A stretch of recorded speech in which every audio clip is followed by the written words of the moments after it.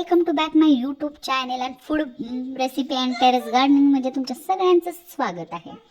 तर आज आपण नवीन रेसिपी परत घेऊन आलेलो आहोत. तर भरलेली शिमला मिरची ही थोडीशी वेगळ्या प्रकारे आपण करणार आहोत. तर तुम्ही ही ट्राय करा घरात. तर आपण आता रेसिपी बघूया. इथं मी देठाकडचा भाग आहे शिमला मिरचा तो थोडासा कट करून घेतलेला आहे चाकूने.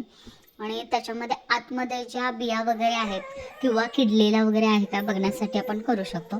तर ते सगळं काढून घेऊन आपण धुवून साफ करून घ्यायचं आहे. आणि त्यातल्या बिया सगळ्या काढून घ्यायच्या आहेत. बिया काढून झाल्या की आपण एक भांड्यामध्ये पाणी घ्यायचं आहे, त्याच्यामध्ये थोडंसं मीठ टाकायचं आहे आणि गॅसवर ठेवून ते आपण 5 ते 6 मिनटं शिमला मिरची आपली उकळून घ्यायची. ते त्यात उकळल्यामुळं काय होतं की आपल्याला आपण ते लास्टला भाजून घ्यायचं आहे, त्यामुळे ते आत्ता थोडेसे फार शिजवून घेतले तर ते छान लागतात. मग आता इथं मी एक बटाटू घेतो आहे. तो बटाटा आपला सारणाचा एक भाग आहे, त्यामुळे त्यातच मी उकडायला घालते. आणि आता हे उकडेपर्यंत आपण बाकीच्या सारणाची तयारी करूत. इथं मी शेंगदाणे घेतलेले आहेत थोडे, त्यात आपण भाजून घ्यायचे आहेत. ते आपण सगळा हा सारणाचा मसाला तो आपण छानपैकी सगळा भाजून घ्यायचा आहे. आता मी ते 1 चमचा जिरे टाकलेले आहेत, ते थोडेसे गरम करून आपण घेतलेले आहेत. परत मी यात खोबरं टाकलेलं आहे आणि खोबरं पण थोडंसं गरम झालं की आपण ह्यात 5 ते 6 लसूण टाकणार आहोत. आणि लसूण थोडासा गरम करून घ्यायचा आहे आपल्याला. तो थोडा गरम झाला की याच्यामध्ये कसुरी मेथी आपण घालायची आहे.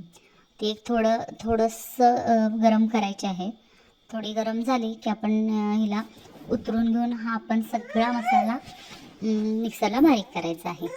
तर हा आता आपला मसाला आपण सगळा एकत्र करून मिक्सरला बारीक करूत. हा आता मिक्सरला आपला बारीक झालेला आहे मसाला. आता हा मसाला आपण साईडला ठेवूया आणि आपण आपले शिमला मिरची उकळलेले आहेत. एक 5 ते 6 मिनटं झालेत की आता उकडून घेतलेले आहेत. ते आपण सगळे काढून त्यातलं पाणी निथळून घेऊया. छानपैकी आता हे उकडलेले आहेत. अजून थोडासा बटाटा उकडायचा आहे.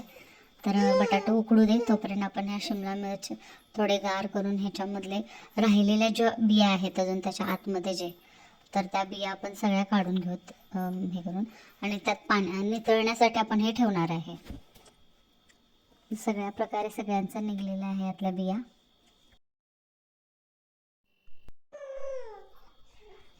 ह्याच्यामध्ये आपण एका कढईत आता इथं तेल गरम करून घेतलेलं आहे, गरम करत ठेवायचं आहे. तोपर्यंत मी इथं बटाट्याच्या साल काढून ह्याला मॅश करून घेणार आहे. आणि आपण तेल थोडं गरम झालं की ह्याच्यामध्ये आपण जो बारीक केलेला मसाला आहे तो डायरेक्ट टाकायचा आहे आणि थोडासा त्याला परतून घ्यायचा आहे. आणि त्याच्यामध्येच आपण मॅश केलेला बटाटो घालायचा आहे. आणि हे सगळं आता आपल्याला एकजीव करून घ्यायचं आहे. हा आता मॅश केलेला बटाटो मी याच्यामध्ये टाकलेला आहे. तर ह्याला एकत्र करायचं आपल्याला. आणि ह्याच्यामध्ये गरम मसाला टाकायचा 1 चमचा. गरम मसाला मी घरीच बनवलेला आहे, तोच मी गरम मसाला तर टाकते. आणि तिखट टाकायचं आहे. तर माझ्याकडे हे तिखट आहे माझं, पण मी ते 2-3 चमचे टाकले जेणेकरून थोडा तिखट यावं. हे 1 चमचा मी चाट मसाला टाकलेला आहे. अर्धा चमचा मी इथं मॅगी मसाला आणि चवीपुरता मीठ टाकलेलं आहे. आणि हे सगळं आता आपल्याला एकजीव करून घ्यायचं आहे पूर्ण, म्हणजे मसाला एकत्र लागला पाहिजे. आणि 30 सेकंदासाठी आपण हे परत ह्याला असं गरम करत ठेवायचं आहे, जेणेकरून जो मसाला आहे तर थोडा सगळीकडे लागेल यासाठी. आणि हे झालं की आपण हा प्लेटमध्ये आता हा मसाला पण आता काढून घ्यायचा आहे. आता आपण पुढची प्रोसेस करणार आहोत. तर इथं आपण परत सगळे मिरच्या आहेत हे गार झालेले आहेत ते आपण मसाला सगळा ह्यामध्ये भरून घ्यायचा आहे. हा मसाला काही सुटत वगैरे काही नाही, शिमला मिरचीला छान बसतो. प्रत्येकाच्या आवडीनुसार आहे, कुणाला जास्त भरायचा कुणाला कमी भरायचा. तर मी आता हे भरलेलं आहे व्यवस्थित. आणि सगळे आपण ह्या शिमला मिरची भरून घेऊ. भाकरीबरोबर खायला खूप छान लागते. मी पण आता भाकरीसोबतच खाणार आहे ह्याला.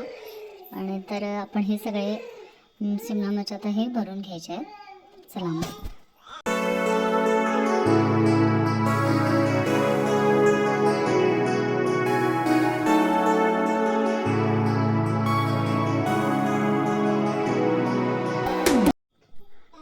तर इथं आता आपले शिमला मिर्च भरून झालेले आहेत. परत मी एकदा कढईत तेल टाकून तेलामध्ये कांदा टाकत आहे. तो आपण कांदा चांगला भाजून घ्यायचा आहे. ह्याच्यासाठी तेल फार कमी आणि तेल कमी असेल तरच हे छान लागते. आणि आपण इथं तर कांदा छानपैकी भाजून पूर्ण घ्यायचा आहे. आणि कांदा भाजला की आपण यात थोडंसं तिखट टाकायचे, जेणेकरून बाहेरून मिरचीला लागेल त्या. आणि हे थोडासा मसाला झाला की आपले शिमला मिर्च सगळे भरलेले जे आहेत आपण ते ह्याच्यामध्ये आपण आला टाकायचे. तर आता हा इथं झालेला आहे, भाजला आहे छानपैकी. मग शिमला मिर्च यात घालू आणि छान आता ह्याच्यावरती काय करायचं, एक थोडा वेळ मी झाकण ठेवणार आहे. आणि आपल्याला दोन्ही साईडून छानपैकी असं थोडं भाजून घ्यायचं आहे.